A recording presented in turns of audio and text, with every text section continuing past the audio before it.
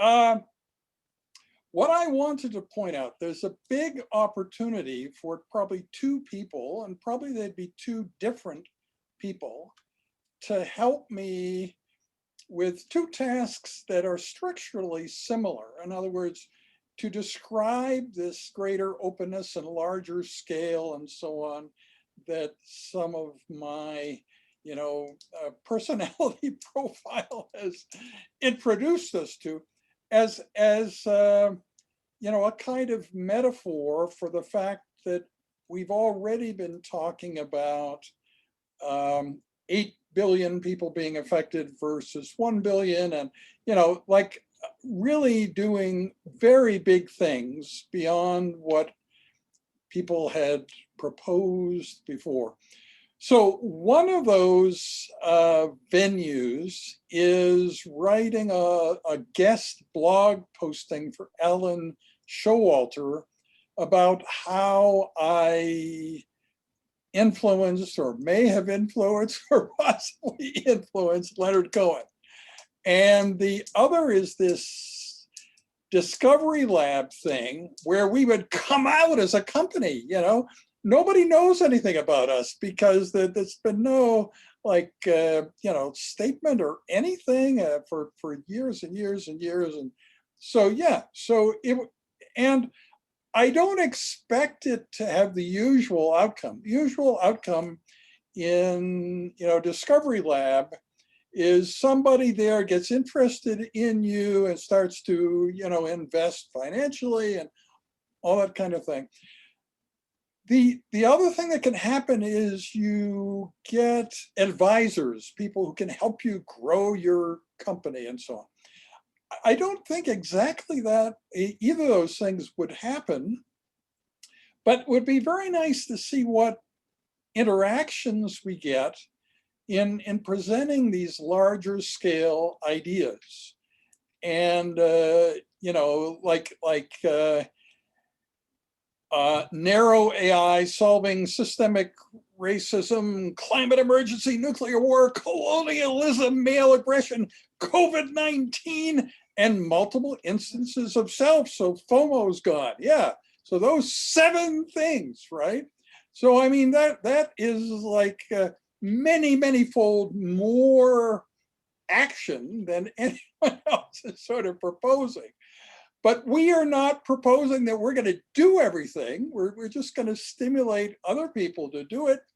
But we have the ideas first, which is good business model, Kim. Good business model. Get others to do it. Yeah. So it's clear that it was our idea, but other people jump on it and change the world, So that's kind of the deal, both with what I want to talk about on the Alan Showalter blog and at, Discovery Lab. But the two are different in terms of time commitment too.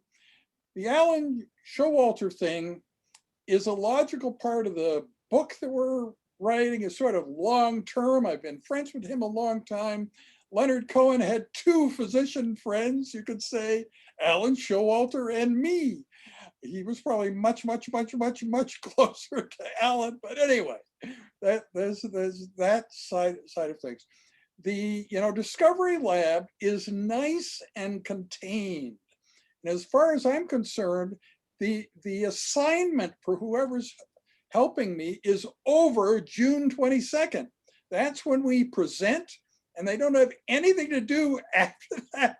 We just want to have this, experience of coming into the room and starting a conversation with a scale and, openness that is really, really surprising for the people there, and see what happens and see what we can learn from that, right? And it doesn't carry obligations beyond that. Whereas the Alan Showalter thing could logically be, a part of writing the book. What goes into that blog could become a part of the book, and all that kind of thing. So it's sort of long term, maybe with a 4-year trajectory. Whereas the other one is like 4 weeks, right? You start now, you end June 22nd, and that's it. You're free. You've done your thing. So I'm looking for potential candidates for both of these things.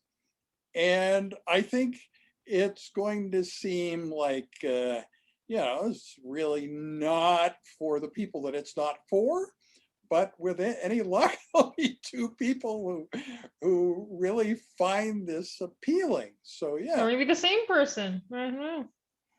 Yeah, it could be. Yes, it could be the same person. I wouldn't rule that out. Yep.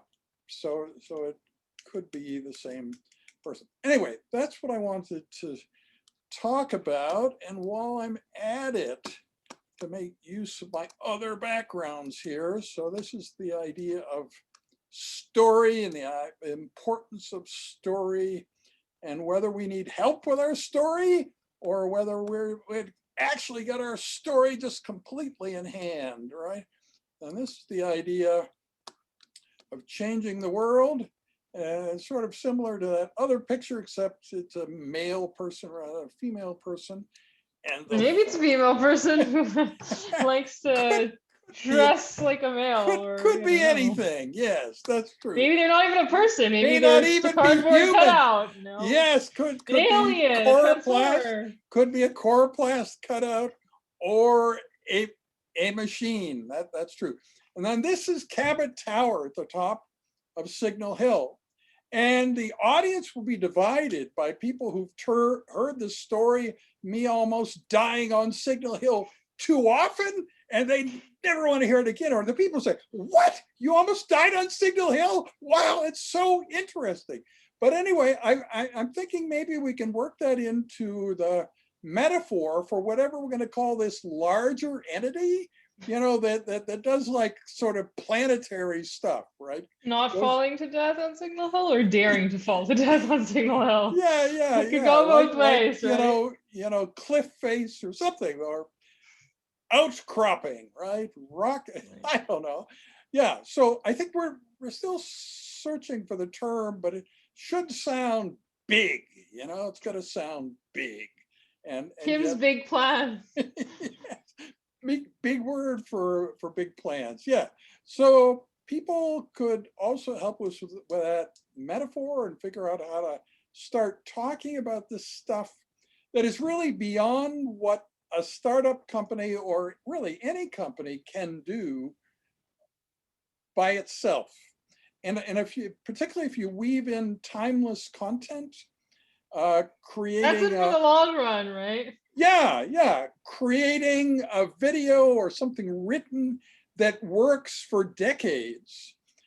That's a thing that famous authors have often done, but companies seldom want to do that because they've got to keep burnishing their brand and make themselves look new and like they've got new ideas this year and so on. So you would never use an old piece of writing of yours or an old video because, the competition would shoot you down. But I think when you're going after something much bigger, then everything changes. And as Justin Breen says, at the highest level, there is no competition. There's only cooperation. So if you're dealing at a high enough level, you don't really have any competition. So you don't have to worry in the usual way about other, competing entities when you're at the highest level. Okay, so I hope that somebody watches this, or two somebodies, and gets really excited about this.